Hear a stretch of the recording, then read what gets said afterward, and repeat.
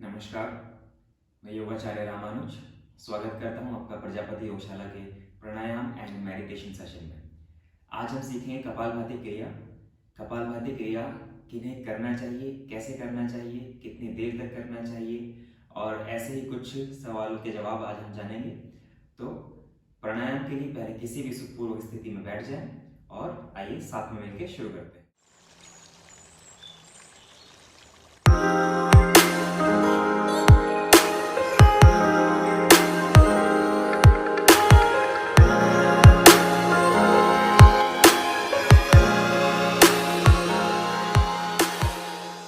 कपालभाति क्रिया करने से पहले कपालभाति का मतलब क्या होता है हम ये समझते हैं।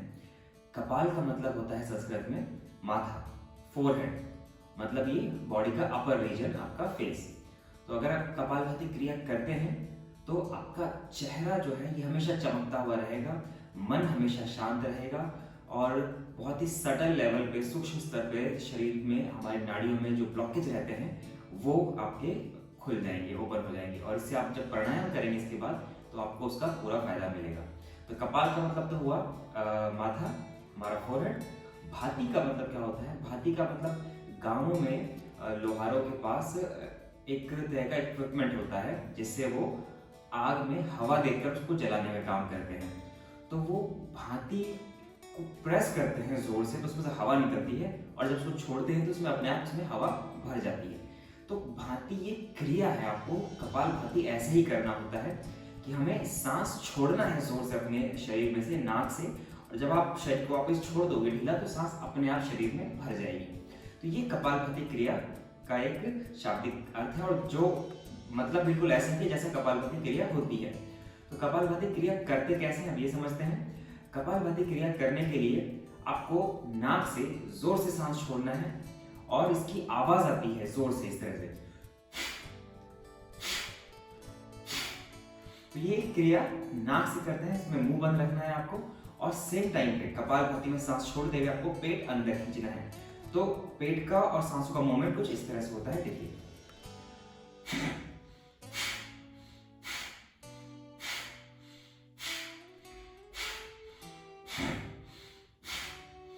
तो मुझे जो भी एफर्ट करना पड़ रहा है वो सांस बाहर छोड़ने में करना पड़ रहा है, सांस को अंदर खींचने में नहीं करना पड़ रहा। मैंने सांस बाहर छोड़ा और पेट को वापस ढीला छोड़ते ही सांस वापस से अंदर भर जाती है, जैसा कि भाती में होता है। तो कपालभाति का ये एक प्रोसेस है। अब समझते हैं कि इसको किस स्पीड में करना चाहिए। कई लोगों को लगता है बहुत तेज तेज करेंगे तो उसको बहुत ज्यादा फायदा मिलने वाला है, और कई लोगों को ये भी लगता है कि कपालभाति क्रिया सिर्फ पेट से रिलेटेड एक क्रिया है, जिससे सिर्फ पेट से आपको वजन घटाना है तो कपालभाति क्रिया करो। पेट से वजन घटना इसका एक तरह का बाय प्रोडक्ट है, रिजल्ट है जो आपको वैसे ही मिल जाता है। कपालभाति का असली कारण होता है इसको करने का, जिसका मेन रीजन है वो ये कि आपके शरीर में सबसे पहले शारीरिक स्तर पर समझते हैं कि शारीरिक स्तर पर जो हमारे ब्लॉकेज है, जब आप प्राणायाम करते हैं तो नाक से सांस लेते हैं, नाक से छोड़ते हैं, इस तरह के प्राणायाम है। तो अगर नाक में म्यूकस जमा है एक्स्ट्रा तो आपको प्राणायाम करने में दिक्कत होगी। तो जब आप कपालभाति क्रिया करते हैं प्राणायाम से पहले तो नाक से एक्स्ट्रा म्यूकस होता है वो हट जाता है, बाहर निकल जाता है और फिर प्राणायाम करने में आपको आसानी होती है। मानसिक स्तर पे जो नाड़ियों में और शारीरिक स्तर पे जो बहुत सूक्ष्म स्तर पे नाड़ियों में जो ब्लॉकेज होते हैं वो ओपन होते हैं, तो इससे आपका मन शांत होता है, शरीर में कई तरह टॉक्सिन्स होते हैं नाड़ियों में वो निकल जाते हैं, तो प्राणायाम करने का आपको पूरा फायदा मिलता है। आप समझते हैं किस स्पीड में करते हैं। तो स्पीड आप अगर नए हैं, अभी आपने जस्ट शुरू ही किया है, तो आप पर 2 सेकेंड्स का 1 स्ट्रोक करें इस तरह से।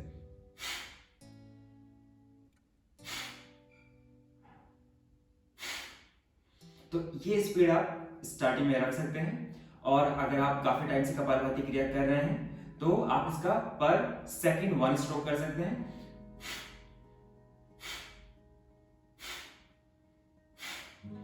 और अगर आपका शरीर आपको अलाउ करता है, आपका सांसों का स्टैमिना इतना अच्छा है, तो आप पर 2 स्ट्रोक 1 सेकंड में कर सकते हैं।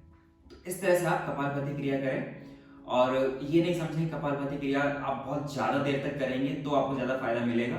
आप अपनी कैपेसिटी के अकॉर्डिंग करें। जनरली स्टार्टिंग में 60 to 100 स्ट्रोक्स काफी होता है, इतना, इससे ज्यादा आप नहीं करें। और अगर आपका शरीर अलाउ करता है तो टाइम लगा लें, कि आपको 3 से 5 मिनट करना है, या फिर आप काउंटिंग करें मन के अंदर कि आपको 500 स्ट्रोक्स इसके एक बार में करना। कपालभाति क्रिया करने के समय आपका पेट खाली होना चाहिए। आपने जो भोजन किया है वो कम से कम 4 घंटे पहले किया हो, क्योंकि अगर आप भर पेट खा के आप करते हैं या फिर आपका पेट आधा भी भरा हुआ है, आपने 1 घंटे 2 घंटे पहले भी कुछ खाया हुआ आप करेंगे आप, तो वो खाना जो पेट में है उसमें मूवमेंट होगा, वो दबेगा पेट, और इस तरह से हो सकता है कि आपको वॉमिट सेंसेशन आ जाए, सिर दर्द होने लग जाए, चक्कर आने लग जाए, या बहुत तेज सीने में दर्द होने लग जाए। तो वो सब चीजें आपको नहीं हो, इसलिए आप कपालभाति क्रिया तभी करें जब पेट आपका पूरी तरह से खाली हो। सबसे बेस्ट टाइम है मॉर्निंग, और अगर इवनिंग में भी करते हैं तो इस बात का ध्यान रखें कि 4 घंटे आपके खाने में और कपालभाति क्रिया में हो गए।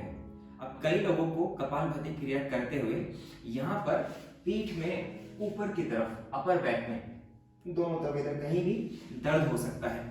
तो इसका कारण ये है कि एक तो कपालभाति क्रिया में हम बहुत ज्यादा बॉडी का मूवमेंट करते हैं, और दूसरा हमें आदत नहीं है कि इस तरह से हम जमीन पे बैठ सके। तो कमर में, पीठ में दर्द होना एक नॉर्मल सी बात है। ये अगर आपको प्रॉब्लम रहता है तो कपालभाति करने से पहले थोड़ा कमर की एक्सरसाइज कर ले, अच्छे से ट्विस्टिंग कर ले, ज्यादा नहीं, बस इस तरह से बैठ के थोड़ी देर रोकते हुए 30 सेकेंड्स 1 मिनट, और उसके बाद कपालभाति क्रिया करें। और फिर भी दर्द होता है तो थोड़ा सा दर्द को बर्दाश्त करने की कोशिश करें, क्योंकि इसी से आपका स्टेमिना बढ़ेगा। अगर आप एकदम से छोड़ देंगे तो दर्द तो शांत हो जाएगा, लेकिन आपका ज्यादा देर तक बैठने का स्टेमिना नहीं बन पाएगा। तो कोशिश करें कि आपने एक बार कपालभाति स्टार्ट किया है, थोड़ी देर तक, जब तक आपका कपालभाति क्रिया पूरा नहीं हो जाता तब तक आप उसी पोजीशन में रुके रहें, बैठे रहें। आप समझते हैं कपालभाति क्रिया किन्हें नहीं करना चाहिए? ऐसे लोग जिनको हर्निया है, जिनको वर्टिगो है, या मिर्गी के दौरे आते हैं, उन्हें कपालभाति नहीं करना चाहिए। जिनका हृदय का ऑपरेशन हुआ है, स्टंट डले हैं, उन्हें नहीं करना चाहिए। जिनको हाई ब्लड प्रेशर है, बहुत ज्यादा ही हाई रहता है, उनको भी नहीं करना चाहिए। लेकिन थोड़ा ही ऊपर रहता है तो वो धीरे धीरे, जो मैंने बताया था स्टार्टिंग में, पर 2 सेकेंड्स 1 स्ट्रोक कर सकते हैं उसको, और उसमें 60 to 100 स्ट्रोक एक बार में कर सकते हैं वो लोग। फीमेल्स में प्रेगनेंसी और पीरियड्स में नहीं करना चाहिए, और बाकी टाइम में कर सकते हैं कपालभाति। तो ये कपालभाति का प्रोसेस है, और कपालभाति करने के फायदे नुकसान हमने भी सारे समझे, और मैंने कोशिश की कि सारे ही बातों को मैं कवर कर सकूं।